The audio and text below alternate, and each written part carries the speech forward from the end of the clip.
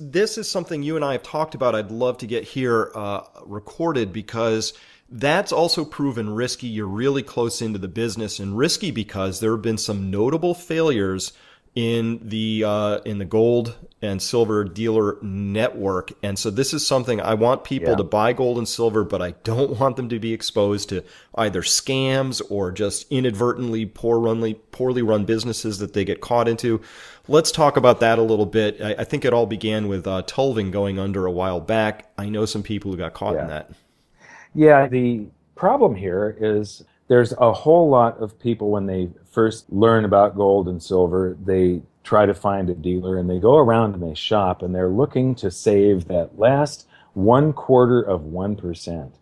And the problem with that is that all of the dealers purchase their precious metals at very, very close to the same price. You know, this is if it's bullion, if it's not collector coins, if it's bullion, there's a worldwide spot price, and you pay a premium for physical. The spot price is determined by paper contracts that are traded on the exchanges.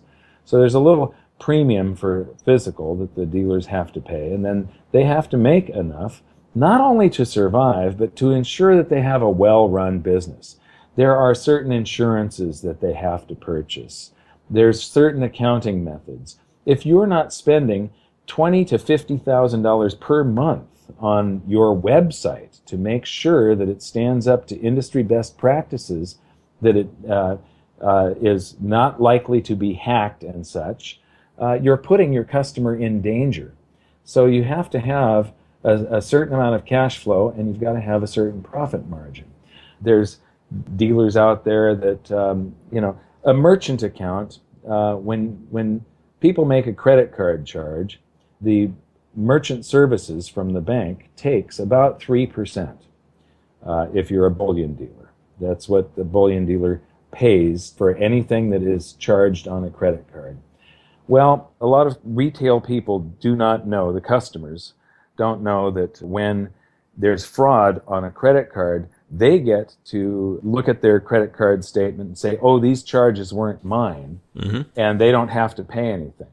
Well, the bank doesn't lose any money. It all comes out of the vendor's pocket. The dealer that sold the merchandise is the one that ends up taking the loss. And if you don't have insurance to cover that, which is another 1%, then you're exposed to those potential losses. And what happens is you go along and everything's fine for quite a while, and then the fraudsters on the internet, the people that buy stolen credit card information, they figure out some new scam, and suddenly there's a flurry of charges that go bad. And the thing is, as a dealer, you don't find these things out for 60, 90, even 120 days, because you don't find out that somebody charged gold on a credit card and you shipped it to them until after the person that had that credit card number gets their bill 30 days later and then catches that there's a fraudulent charge on here and disputes it. And they've got time to do that. And so you find out when the bank comes and rips that currency out of your account. If you don't have the insurance to cover that, it can put you out of business, because these fraudsters discover a new method and suddenly there's a whole bunch of charges that go bad. And I know that there's dealers out there that aren't making them. We've gone through a period of margin compression right now. What happened was when gold was going up toward $1,900 and silver going up toward $50 back in 2011, a whole bunch of people jumped into the business. And a lot of them are small and they're run very lean. And running lean is a good thing unless you're putting your customers at risk because you're not running it properly. It takes a certain amount of profit margin to be able to have all the security that a properly run business needs. So through this period of margin compression, we went through some periods where there were shortages of precious metals. The spreads rise, the dealers are allowed to make a little bit more. But then through a period that we've been through for the past couple of years here, where there's supply the dealers start fighting for market share, and they do that by dropping prices. If you're not buying from one of the big dealers out there, you could be putting yourself at risk and shopping to try and save that last 0.5%. I mean, between Tolving, Bullion Direct, and Northwest Territorial Mint, you're talking about more than $50 million worth of gold that people paid for that never got delivered. Ouch. And so people got hurt to the tune of $50 million. And so you want to make sure that you're not exposing yourself to that. You've got to choose a large, strong dealer. And it may cost 0.25% more to ensure that you're going to get your gold and silver. Absolutely. So that margin compression, really important idea. And it's important for people to realize that, even though you're spending, I don't know, $50, $100, $250,000 on gold, it's a big ticket item. It's not like purchasing a car. The margins on these in most businesses that I've looked at, it's about 2% between the bid and the ask. Yeah. And depending 2%, on the size of the order, it could be as low as 0.25% that the dealer is making. A 0.25%. Yep. Yeah. And so with this fight that's going on, the margin compression is making it, I know that there are dealers out there that are going to be going out of business. This is just what happens during these periods. And so I just worry. I caution the listeners to, and another thing, you should know who you're buying from. If you can't find out who owns the corporation, who is running that dealer, then you probably shouldn't be buying from them, because there's no reason for anybody to hide. You should always know the proprietor of the business that you're dealing with. So let's add it up for people then. Obviously, a larger corporation that's been around for a while, that would be good. So you want to know who owns it. You just said that. If it's too good to be true, it probably is. So if there's an extra special deal out there, maybe a yellow caution flag ought to go up. But the red caution flags need to go up when people are starting to report long wait times associated with a purchase. Yes. What else should people be looking for? Well, long wait times, though, can also happen to some of the larger dealers when there's a shortage. And there's going to be shortages again. There will be rushes on gold and silver. There are periodically. Yeah, that's a good point. I was talking about like right now. There probably shouldn't be any long wait times today. No, there aren't. So what was that question again? What are the things on the checklist for people to ask and perform due diligence and apply a little common sense to? So knowing who owns it, if it's too good to be true, it probably is. Long wait times. What else? Well, it's how long they've been in business and how big they are, how many customers they've got. This helps. But just be very, very wary if you're looking for the absolute lowest price.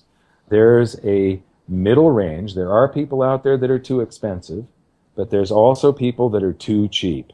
You want to be careful. Yeah. With that, that's the biggest red flag for me, is if they are the lowest. Tolving was the lowest price out there, and he was not operating his business with all the checks and balances required and the insurances required to make his business robust enough to withstand certain forces and downturns and so on. Bullion Direct was a fraud that was going on. They never made a profit. They were in business for I think 15 years or something. They never made a profit. They had an exchange going on where people would leave their precious metals in storage, and there was about $25 or $30 million that was lost with them. And so it's just something to be very wary of, because I want your listeners to be safe.